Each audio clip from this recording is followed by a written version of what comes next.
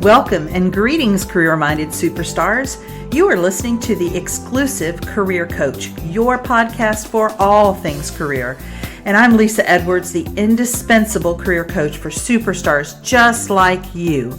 Now let's dig into this week's topic, shall we? Go from dragging yourself to work each day to finding a job you love. The Career Spring program is for high-achieving and ambitious mid-level professionals like you who are looking for a job that uses your zone of genius, recognizes your value, and pays you what you're worth.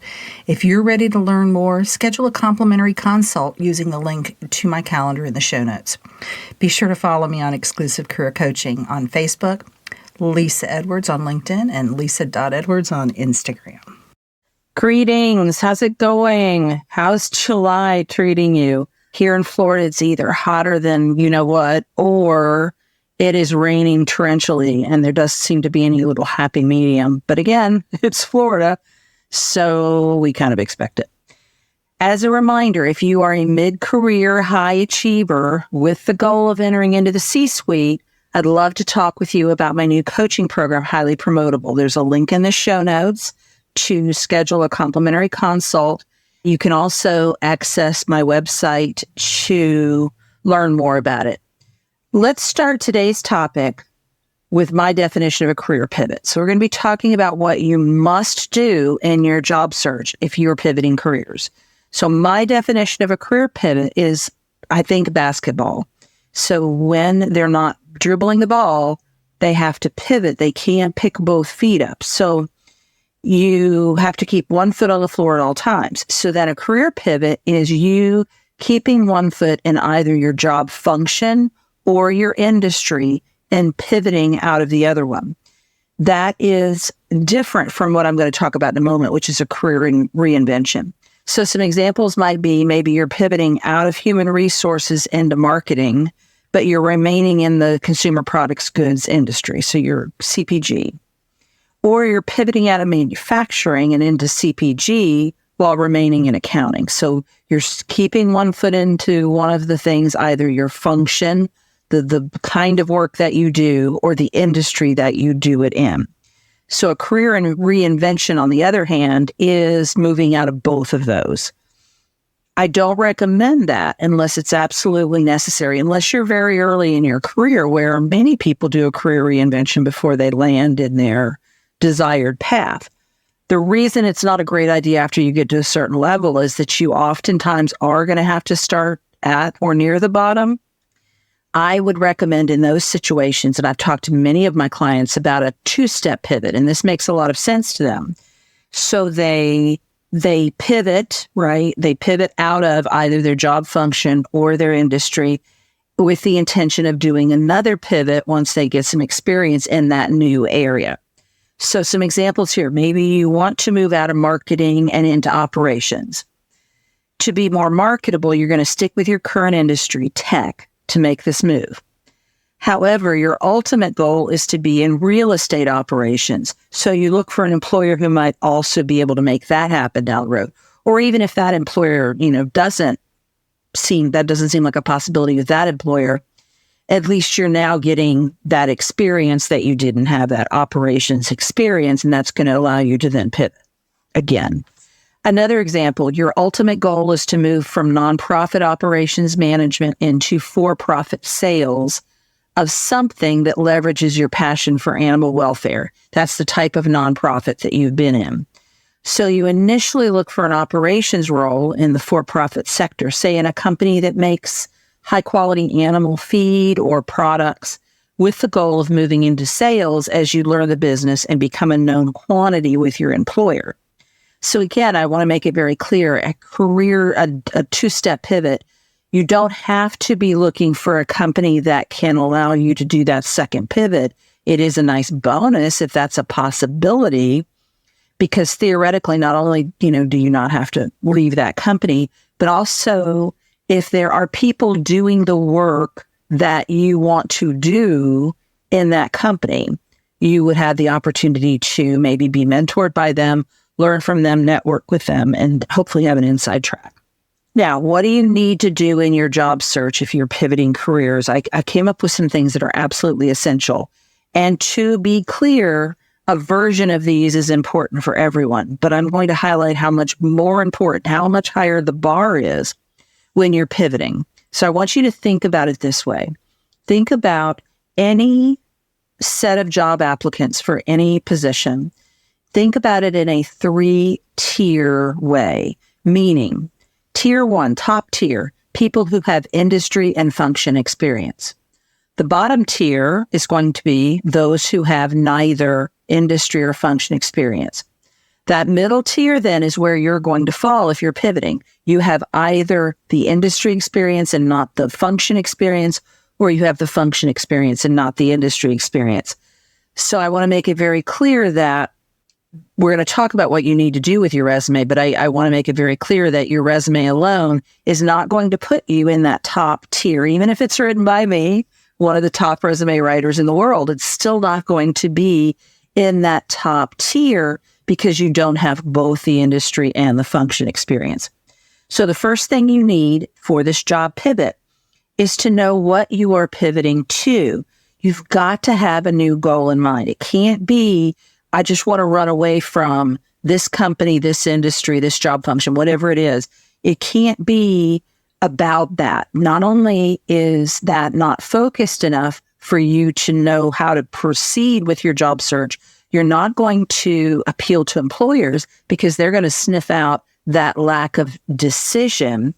And then the final thing I want to say about that is if you don't know where you're going to, you're being reactionary. You are coming from a place of maybe fear, embarrassment, shame, whatever it may be that is causing you to leave what you are leaving, and that energy will not serve you. So it's really important to know what you are moving to, what your new goal is, what that bigger plan is. So that's number one. You need to know where you are pivoting to. Secondly, you need a transferable skills resume. And I always say this is a much more difficult proposition than writing a linear resume. You've been in the same career path. It's all very linear. This is more challenging. One of the things we like to say in the resume world is you can't read the label of the bottle that you're in. And especially when you're thinking about transferable skills, it may be very difficult for you to assess yourself in terms of what are the skills that I want to bring forward that are my strengths and that I am passionate about? What are the skills required in this new field? How can I position myself on paper to appeal in this pivot situation to a prospective employer? You've got to know how what you've done and what experiences you've had translate into this new field or this new job function. You cannot expect an employer or an applicant tracking system to intuit that. So those transferable skills is an important piece. And I highly recommend that you work with someone like me who is a professional resume writer who can really pull those things out of you. So that's number 2, you need a transferable skills resume. Number 3, you need to understand the issues and the vocabulary of the field that you are going into. You need to be able to talk the talk for the interview, to be able to talk the talk in the marketing documents, talk the talk on your LinkedIn profile. Now, the balance is you don't want to come across as a know-it-all because they know that you don't know it all, right? They know you don't have that experience if you're pivoting, but you want to show that you have enough interest in the field to have done your homework, to understand the issues, the trends, the challenges, and to be able to speak intelligently about them. And any time that you come prepared like that to an interview, you are going to be perceived as being more intelligent than someone who has not properly prepared. Even if your IQ numbers were exactly the same, you're going to come across as smarter. If this is a new industry, you want to look up what are the major issues of that industry? Who are the competitors? Where does this company that you're interviewing with fit in kind of theirs? Are they the leader? Are they an up-and-comer? Are they number 2? And what does that mean for them? What does that mean? What are their differentiators compared to their main competition? If it's in a job function, is it possible for you to complete a certification or get some other coursework or training in that function. And that's going to speak to not only you're going to be able to talk the talk better and be more knowledgeable, but it's going to speak to your motivation level to be in this new field. Something as simple as a LinkedIn course, or it could be something much more comprehensive like the PMP, Project Management Professional certification.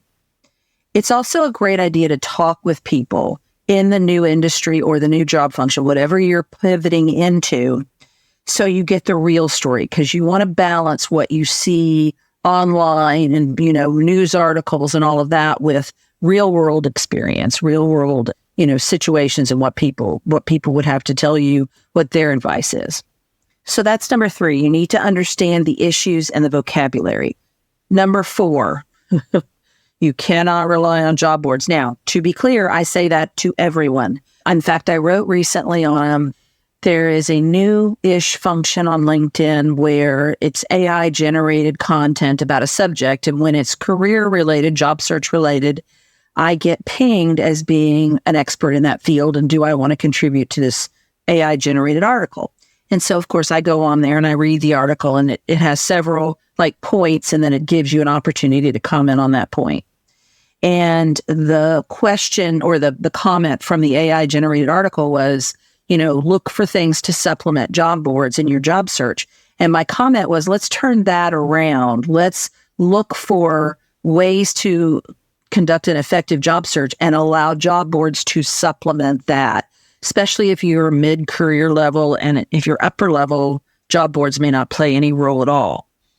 So to be clear, no one should depend solely on job boards, but when you are pivoting, you simply can't. Remember what I said at the outset, you're going to be in that middle tier at best because you don't have both industry and function experience. So what we want to do through our networking is move ourselves either up to the top of that middle pile, or better yet, maybe we sneak in to that top pile, because once they see us as 3-dimensional and they get to know us and they get a sense of our fit with our organization, their organization, we are not an unknown quantity. We are not one-dimensional from our resume, and they are more likely to be able to see the value that we would bring and be able to look over or look past what we don't have. So here are the solutions. Number 1 is that +1 approach that I've talked about many a time on this podcast, doing one thing in addition to applying online just like everybody else. So, who can I talk to? Who can I ask to put in a good word for me? How can I meet the decision maker? Who can I reach out to? How can I make myself stand out beyond the application process that everyone is doing? And then the second thing is, of course, networking. You want to get FaceTime with the decision makers, again, like I said a moment ago, so they can see you as that dimensional professional who has the qualities, the motivation, the personality to be a good fit for their organization. If you've ever heard about the book Good to Great, Jim Collins talks about, getting the right people on the bus and getting them in the right seat on the bus. And that's what good companies, great companies do. They know that they can train you. If it's a pivot into job function, they can train you in the basics of that job function. If it's a pivot in industry, they figure if you were great in sales in CPG, you'd be great in sales and manufacturing. They just need to teach you what their company's product is, processes, all of that. What they know they cannot train you on is things like motivation and fit with the company mission. So good companies recognize here's what's sort of fixed, which is your motivation level and your fit with the organization, your cultural fit, and here's what is malleable, which is your knowledge base. So that's the last one. You cannot rely on job boards. So as usual, I want to give you my DIY versus DFY segment. So DIY, do it yourself. What does this look like? I'm not going to talk about DIYing your resume as a pivoter because I really don't think you should do that. So let's talk about how to DIY your decision process for what industry or what job function you want to pivot to. This is really a time to take a step back and reflect on your career thus far. What specifically have you enjoyed and not liked about your previous positions? Journaling is a great idea here because you can put it down on paper. You can put it down and come back to it many times, you can reflect and really process what you're seeing on paper. What do you want to leave behind? So think about it like, I don't know, like a move. So if you're going to move and move to a new home, you're going to make some decisions, right? Most people aren't going to automatically pack up everything they own. They're going to take a critical analysis of, okay, this thing is worn out. This thing no longer serves me. I never really liked this thing. It's not going to fit in the new home. And they curate their content, everything from furniture down to, the junk drawer. And this is really what you want to do with your job search. What do you want to leave behind? What are you done with, right? I've completed my need to do that activity, to engage in that skill set. Those are called burnout skills. And those are things that you're good at, but don't enjoy doing anymore, or maybe you never really enjoyed doing them. No one ever asks you to do the things that you hate and are terrible at, but they do ask you to do the things you hate and are good at. So you want to be very clear on what are those things that I'm ready to leave behind. Conversely, what are your motivated skills? So what do you both enjoy doing and are very good at?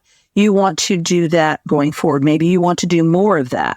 Maybe it's an emerging motivated skill that you've just discovered in your current role and have been very limited in your ability to do that skill, to use that skill, and you want to expand on that going forward.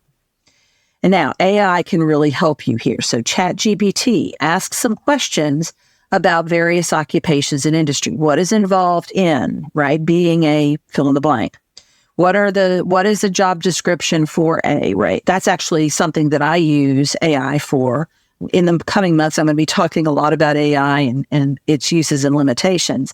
And one of the things that I use it for is I want to get a good job description of, I most recently was working with someone she was a dental assistant, and she's a transferable skills resume.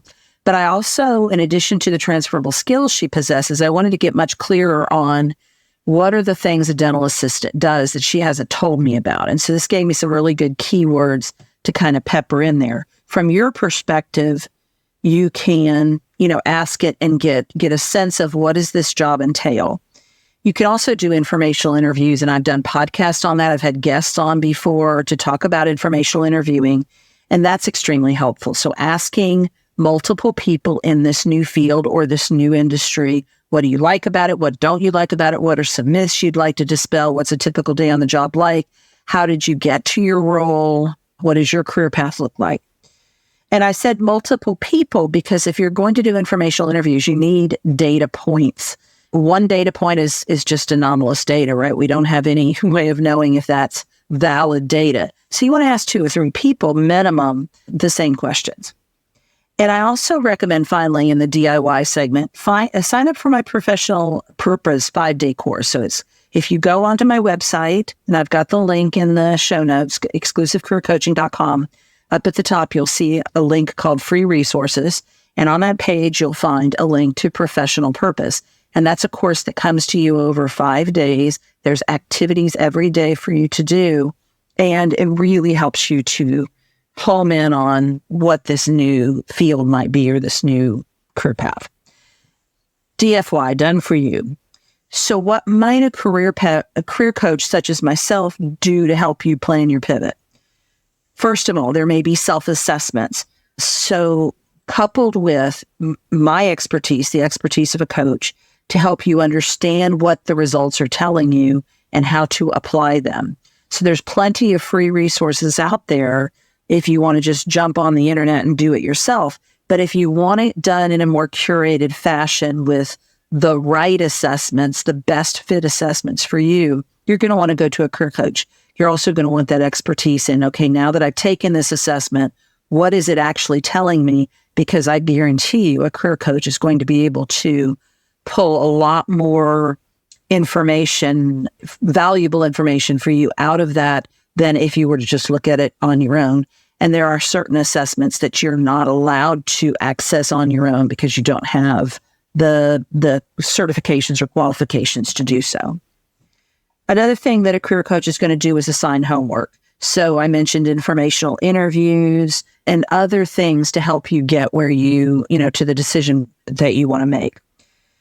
And it's not enough to just say, go do informational interviews. A coach is going to help you. What are the questions I should ask? Who should I ask them of? How do I contact them? What do I do afterwards? Like the whole thing you're going to maybe need help with. Another thing that a career coach can do is coach you to help you come to the best decision for you. This is not about giving you advice like your parents or well-meaning friends and family. This is about guiding you through the decision-making process with coaching skills, with expertise, so that you make the best decision for you. And if you would like to schedule a complimentary consult with me to discuss my career coaching program and what that would look like, I've got the link in the show notes. So I hope this has been helpful to give you some thoughts about career pivots and how you might approach them. So I hope you have a fantastic rest of your week. Take care, and I'll see you next week. You've been listening to The Exclusive Career Coach with Lisa Edwards, CEO of Exclusive Career Coaching. It would be great if you would rate, review, and subscribe to this podcast. Also, I want to be your career coach, so be sure to ask questions about your career management challenges and job search situation. Until next time.